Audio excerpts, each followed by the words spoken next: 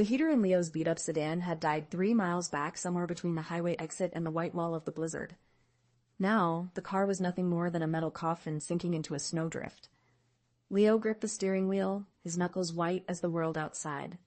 Beside him, Sarah was wrapped in a moth-eaten wool blanket, her breath coming in jagged plumes of silver mist. In the back seat, Jack scrolled frantically on a phone that had no bars, the blue light casting a sickly glow over his panicked face. "We can't stay here," Sarah said, her voice trembling.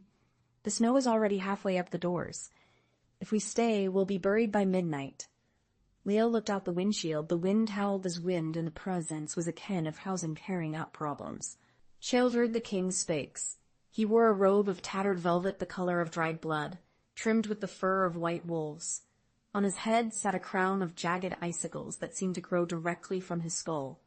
His face was a mask of pale, frozen skin, and where his eyes should have been, 2 perfectly round, swirling blue marbles sat in the sockets. This was the Winter King, the master of the bitter glade, the light that leaves no shadow, and the warmth that freezes the soul. "What am I?" "I'll do it," the king continued, ignoring Jax's hollow stare weld. Sarah squeezed Leo's hand, her mind racing through every Christmas she had ever known. "The gift that cannot be wrapped," she whispered. "Light with no shadow." "It is nostalgia," Leo said, his voice strength. "It feels warm when you think of it, but it freezes you in the past. It's a light in your mind, but it doesn't exist in the physical world.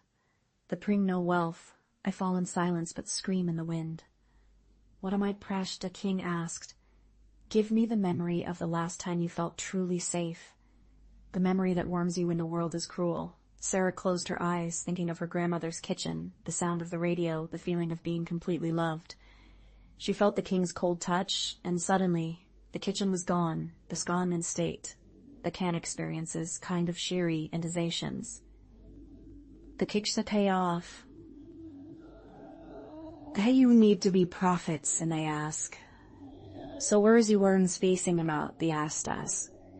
There's not fails in the tens for just fears test and to. Basics tell us that is relative the lamp periods for the tens way. It's saving in overdunner's kitchen. Jax's variables and relatives get the tens. Tails are that ones with a cross price. Hey off tis realm.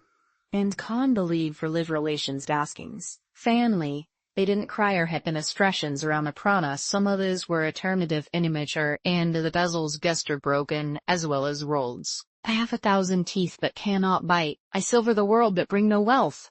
I fall in silence but scream in the wind.